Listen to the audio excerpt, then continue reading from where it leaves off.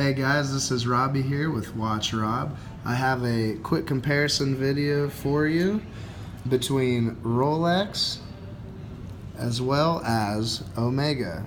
And for a lot of people that are new to watches, or even if you don't know much about watches, Omega and Rolex are two of the main Swiss luxury watch brands. They become very popular throughout film, like Bond movies for both brands, and countless others.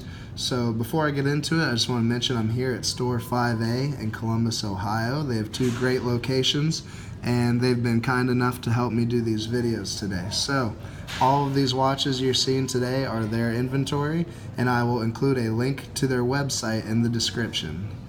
Okay, so let's get started. First thing I want to talk to you guys about is price.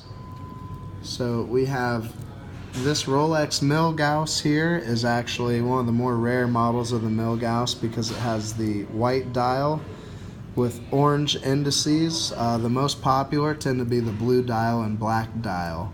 So this comes in at about $5,000, and this is pre-owned and has been authenticated, refurbished, and any servicing that it may have needed. And then on the left here we have the massive Planet Ocean chronograph from Omega. This is also right around $5,000. It's a very nice used example. You can see the Omega on the clasp. Gorgeous. Let's start with the clasp since I have this here. It has the double push pin clasp that opens just like that. Very easy to use. And also has the diver's extension in the back. Now while I have this here, this is an open case back, display back model, unlike the Rolex.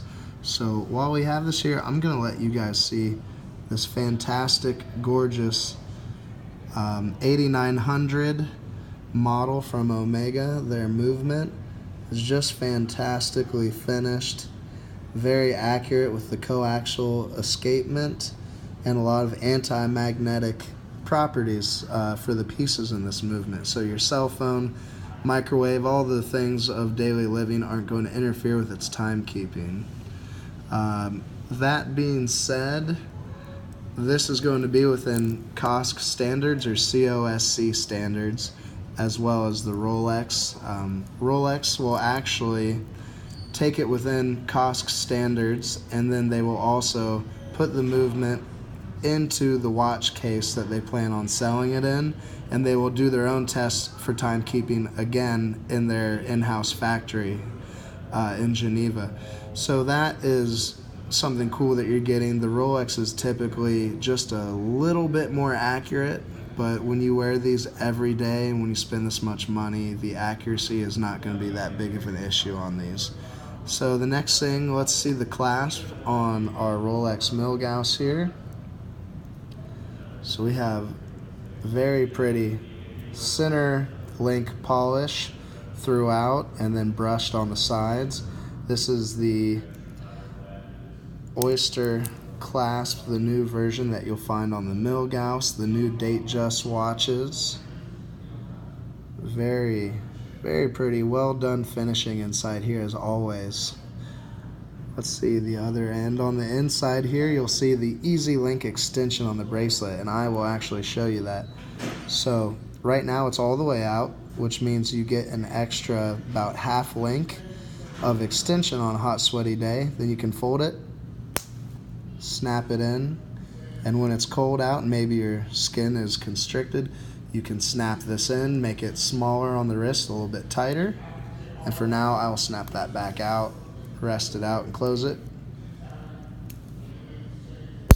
Very satisfying snap, lets you know that this is a secure luxury piece that won't go falling off your wrist here. And real quick, not to get too off track, but for a wristwatch check, I'm wearing my Jeanneau Ocean Rover, a homage of the Rolex Submariner. If you haven't seen it, check out my previous video where I do a comparison here in the store. Okay, so let's see. The other main difference here, not just with these two watches, but majorly this video is about the brands themselves. So obviously they both have phenomenal brand history and heritage, and they both play off of that in many of their new pieces.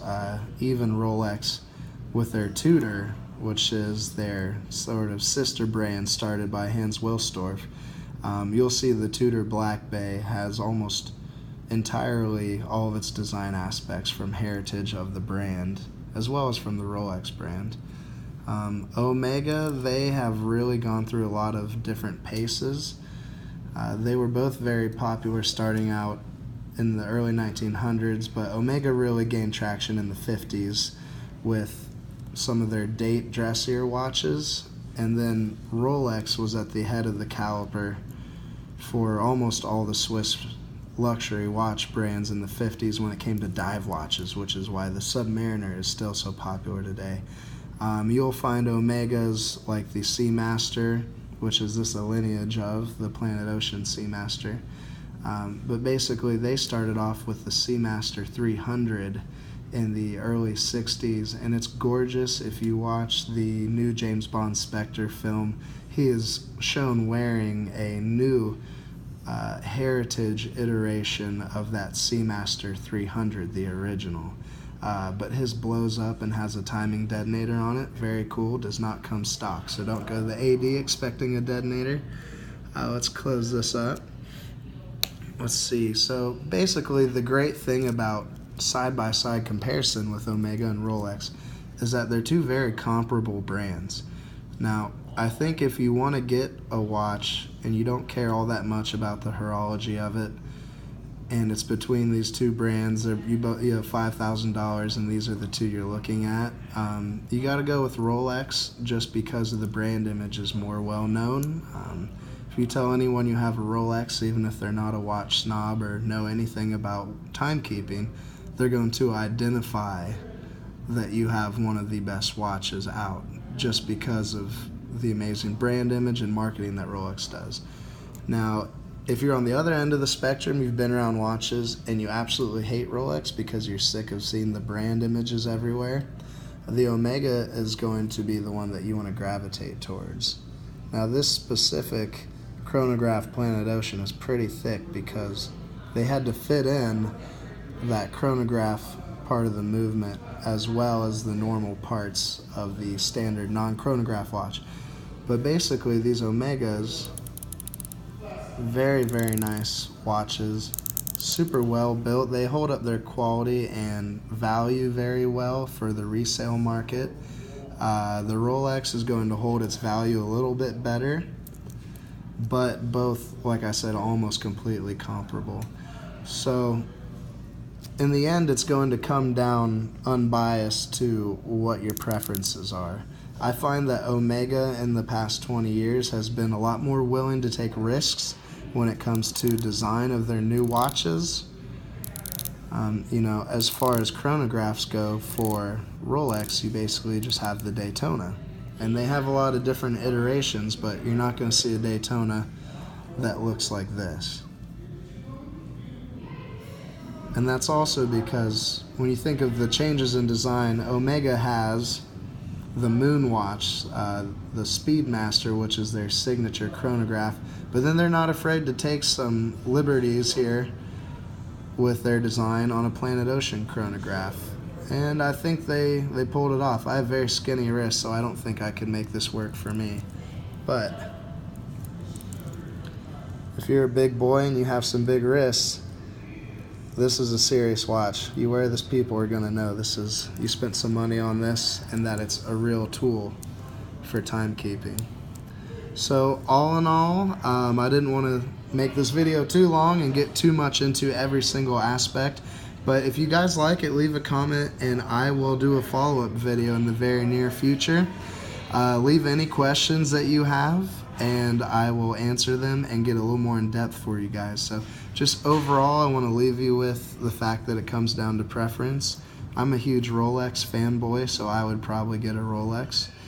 And really just preference. They are both equally amazing heavyweights in the watch world. So whatever calls to you, go out, get it, buy it, and enjoy it. Not for anyone else, but for yourself.